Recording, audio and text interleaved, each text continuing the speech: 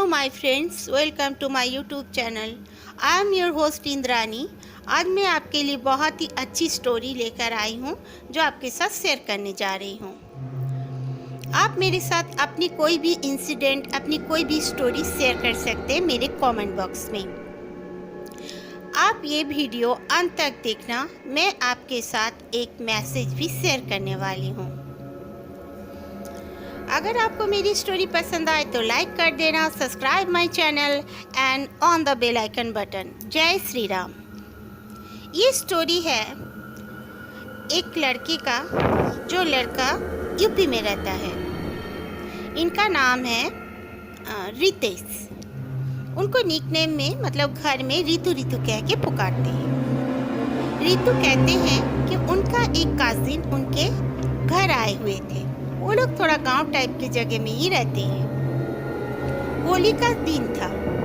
होली के पहले दिन में आए हुए थे उनका कजिन, और दूसरे दिन होली था।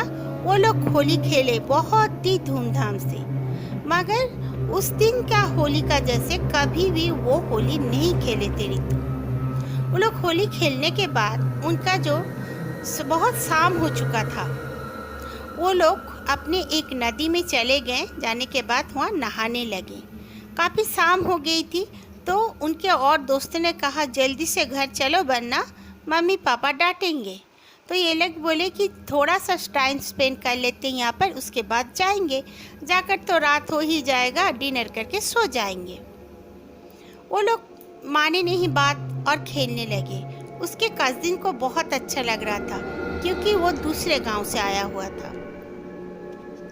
उसके बाद खेलते खेलते अचानक से उसका कजिन गिर के उसे चोट भी लगी थोड़ी सी कमर में। फिर बोला नहीं कुछ नहीं हुआ, चलो हम लोग घर चलते हैं। रितु और उसका कजिन दोनों घर आ गए। आने के बाद उन्होंने डिनर किया, फिर सो गए दोनों एक साथ ही। सोने के बाद रात 2 से 2:30 बजी होगी। उसके कजिन मुंह में कैसे आवाज़ करने लगा जैसे उसे बहुत ठंड लग रही है। रितु के पास ही वो सोया हुआ था, तो रितु ने उसके शरीर में जब हाथ दिया तो देखा कि उसका शरीर पूरा तप रहा है और वो कांप रहा है। वो जल्दी से जाके अपने मम्मी पापा को बताया, और उसके कजिन के मम्मी पापा भी उनके घर आए हुए थे। उन्होंने जल्दी से उसे एक मेडिसिन दी, खाकर वो सो गया। सुबह उठा, उसका शरीर फिर भी तप रहा था। उसे डॉक्टर को दिखाया गया।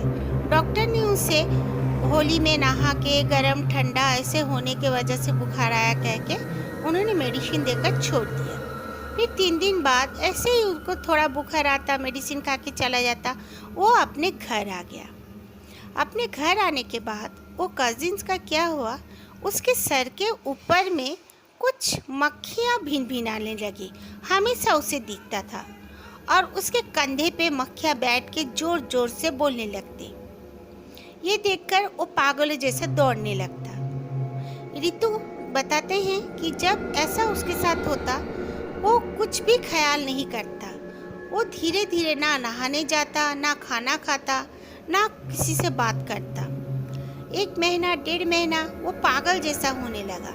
उसे बहुत डॉक्टर को दिखाया गया। उसके बाद कई जन पंडित से कंसल्ट करने के लिए सजेस्ट करने के बाद उसके मम्मी पापा ने कई पंडितों को भी दिखाए, तो उन्होंने कहा कि ये हमारा बस का काम नहीं है। ये ज़रूर ऐसा कुछ साया है कि इसके ऊपर चिमड़ गया है जो हम हटा नहीं सकते। हमें पता नहीं चल रहा है कि ये क्या है, पर उसके साथ कुछ बुरा है, अच्छा नहीं है। ऐसा कोई स्थान में ये गया हुआ था जहाँ पे ये उसके शरीर में लग गया है, इसके साथ हो गया है और उसके साथ ही है, इसीलिए वो पागलों की तरह रिएक्ट कर रहा है। ठंड का मौसम, गर्मी का मौसम, बारिश का मौसम, कुछ भी हो वो नहीं देखता था। दोपहर का समय, रात का समय वो दौड़ने लगता था। सब कोई उसे धीरे धीरे पागल पागल बोलने लगे। फिर उसके मम्मी पापा बहुत कोशिश किए कि कुछ हो सके, लेकिन कुछ नहीं हुआ। 1 साल गुजर गया। वैसा वो घर में कभी उसे बंद करके रखते थे, बंद कमरों में, फिर भी वो निकल जाता था। कैसे निकल जाता था कोई नहीं जानता। वो दौड़ता हुआ कोई स्मशान घाट की तरफ दौड़ जाता था, या कोई कब्र होता था वहाँ दौड़ के चला जाना चाहता था। पर कोई देख लेते थे बोलकर उसे पकड़ के घर छोड़ के जाते थे। जान पहचान लोग ही आसपास में रहते थे और सब जान गए थे कि इनका बेटे का ब्रेन जो है खराब हो चुका है। उसके बाद अचानक एक दिन उनके बेटे का डेथ हो गया। वो बहुत ही दुखी हुए कि इनका बेटा ठीक ही नहीं हो पाया, और रितु ये सब जानने के बाद वो बहुत डर गया। वो डर के कभी और जिंदगी में उस नदी के पास वो नहाने भी नहीं गया और कभी घूमने भी नहीं गया। क्या हुआ था उसके उस कजिन्स के साथ, उन्होंने कुछ पता तो करना चाहते थे पर उन्हें पता कुछ भी नहीं चला। पर वो इतना बोलता था कि मम्मी मेरे सर के ऊपर में कई अनगिनत मक्खियाँ घूम रही हैं, मेरे कंधे पे मेरे गाल पे बैठ रहे हैं और बहुत ज़ोर ज़ोर से भिनभिना रहे हैं, मेरे कान भी जैसे फट जा रहा है। वो कान बंद करके चिल्लाता भी था। ऐसे ही बोलता था वो लड़का, और उस लड़के का डेथ भी हो गया था। ओके, थैंक यू रितेश, आपने हमारे साथ स्टोरी शेयर किए और आपके जो कजिन्स थे उनके आत्मा को शांति मिले और आइंदा ऐसा कभी काम ना करें आप, जो कि ऐसे प्रॉब्लम में आपको आपके परिवार को झेलना पड़े। ये सेकंड स्टोरी है अनमोल जी की। अनमोल बताते हैं एक बार उनकी एक मौसी की लड़की की शादी थी। वो लोग शादी में चले गए। बाय रोड, ज़्यादा दूर नहीं थी उनके मौसी का घर। उनके पापा को हमेशा काम की पड़ी रहती है। वो ना किसी के घर ज़्यादा जाते हैं ना ठहरते हैं। वो लोग चले गए। जाने के बाद उसके मौसा जी ने कहा कि यहीं पे रह जाओ, जाने की ज़रूरत नहीं है। आज रात कम से कम यहाँ पे रह जाओ, पूरी शादी देखकर पार्टी उटी अटेंड करके कल सुबह चले जाना। तो उसके पापा नहीं माने। उसके पापा खुद ड्राइव करके अपने कार में गए थे, लेकिन उसके पापा ने कहा नहीं नहीं, मुझे तो बहुत काम है, मुझे कल सुबह 10 बजे तक अपना ऑफिस जाना है, मैं नहीं रह सकता। ओके, कोई बात नहीं, आपकी साली साहिबा और उनके 2 बच्चे ये लोग रह जा सकते हैं, मैं पर चला जाऊंगा। तब रात के करीब 12:30 बज चुके थे। अनमोल के पापा अकेले ही अपना गाड़ी लेकर निकल गए। सब लोगों ने उनको गुड बाय कहा। उसके पापा ने कहा कि मैं ऑफिस के बाद आकर तुम लोग को लेके चला जाऊंगा। करीब करीब 1 से 1 घंटा 15 मिनट का रास्ता पड़ता था। उसके पापा सोचे कि मैं तो पहुंच जाऊंगा, उसके बाद वह सो जाऊंगा, सुबह उठ के अपना नाश्ता करके ऑफिस निकल जाऊंगा। उसके पापा निकल गए।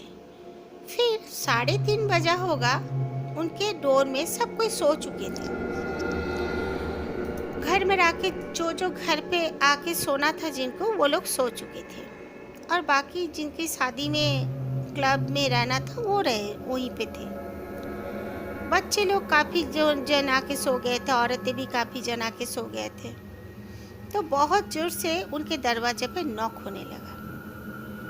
उनकी जो मौसा जी थे वो दौड़ के आके दरवाजा को खोले तो देखते हैं अनमोल के पापा खड़े हैं।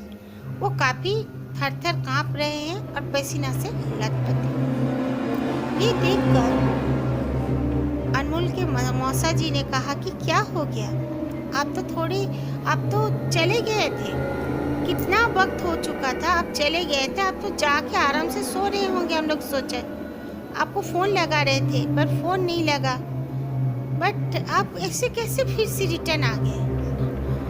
उन्होंने उन्हें कुछ नहीं कहा, उनको हटाते हुए वो रूम के अंदर में आ गए। आके वो बैठ के बोले मुझे पानी दो। उन्हें पानी दिया गया, उन्होंने पानी पिया। उसके बाद उन्होंने कहा मैं जब यहाँ से जा रहा था, जाते जाते मैं एक जगह में गया, वहाँ पे कुछ औरतें और आदमी खड़े थे। मुझसे उन लोगों ने लिफ्ट मांगी। मैंने कहा कि इतना जन को मैं कहाँ से लिफ्ट दे सकता हूँ। काफ़ी जन थे वो लोग, पर उनका चेहरा नहीं दिख रहा था मुझे अंधेरे में। मैं लिफ्ट बिना दिए मैं आगे निकल गया, लेकिन बार बार मैं घूम फिर के उन्हीं के पास आता रहा। एक बार नहीं, मतलब कई बार। फिर मैं बजरंगबली का चालीसा पढ़ने लगा और अपने गुरुदेव को याद करने लगा। उसके बाद जाके मैं ना जाने कैसे यहाँ पर पहुँचा। मैं यहाँ कैसे पहुँचा मुझे कोई सेंस ही नहीं है, बस पहुँच गया। ये भगवान का कृपा है।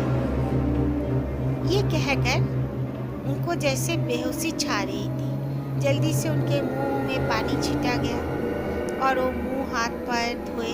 फिर बोले आप यहीं पे सो जाओ, कोई बात नहीं।